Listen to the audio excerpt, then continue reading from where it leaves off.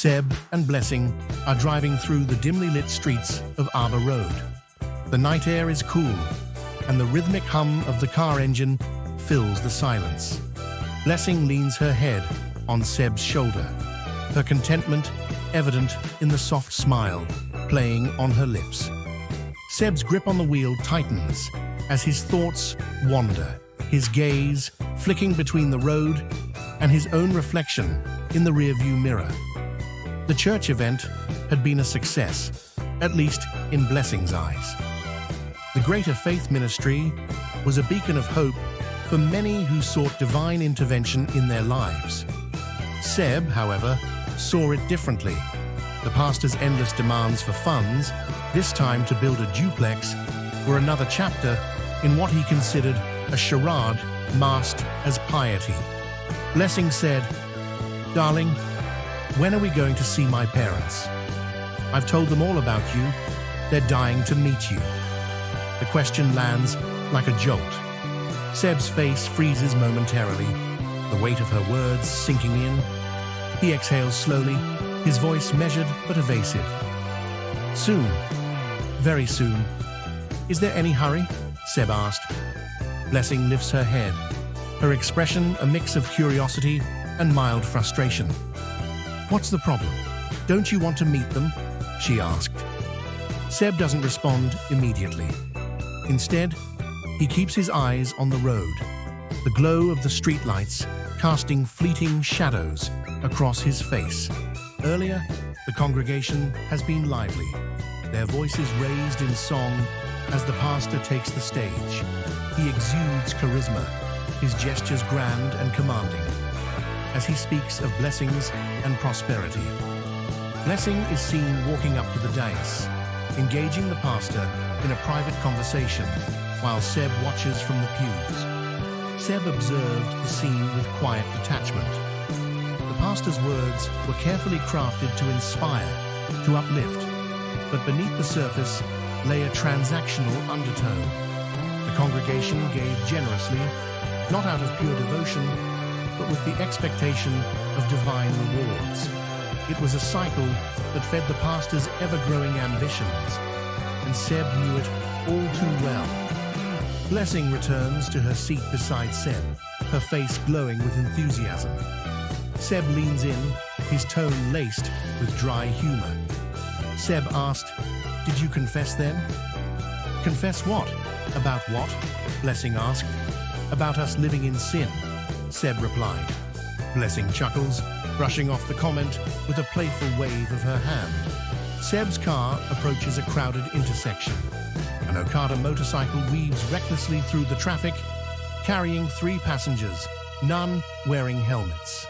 Seb shakes his head, his thoughts drifting to the parallels between the Okada riders' hustle and the church's relentless fundraising. Seb's mind wandered. The Okada man, like the pastor, was a master of his trade. Both pursued their goals with single-minded determination, driven by the promise of rewards. For the rider, it was a day's wage. For the pastor, it was wealth cloaked in divine justification. Seb mutters to himself, his voice barely audible over the hum of the car engine. It's all a game.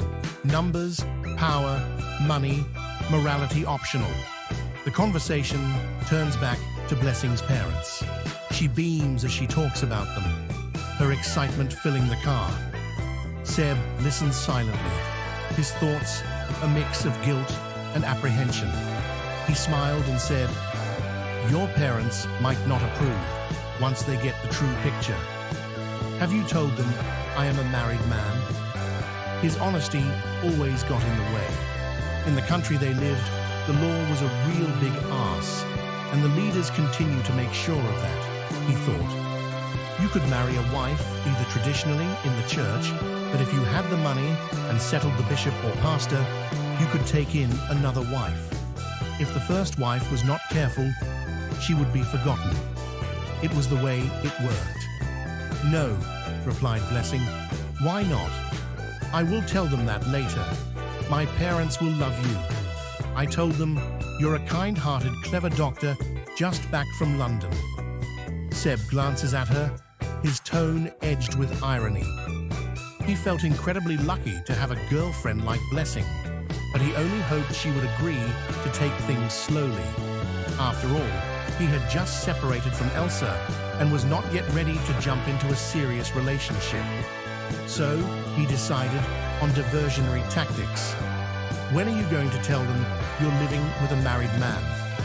Blessing pauses, her confidence momentarily shaken. She recovers quickly, her voice light but firm. Darling, she's in London. We're here. It's not a problem for us. Blessing replied. Blessing's optimism clashed with Seb's pragmatism. Her faith in their future was unwavering. But Seb couldn't shake the weight of his unresolved past. The truth, no matter how inconvenient, loomed over them like a shadow. The car pulls up in front of Blessing's house. She steps out, blowing Seb a kiss as she disappears inside. Seb remains in the driver's seat, his hands resting on the wheel. The night feels heavier now, the silence more profound. Seb sat alone in the car, staring into the night. Blessing's belief in their future was infectious, but his doubts lingered. The weight of his choices, past and present, pressed against his chest. In a world where morality bent to convenience, Seb wondered how long he could delay the inevitable reckoning.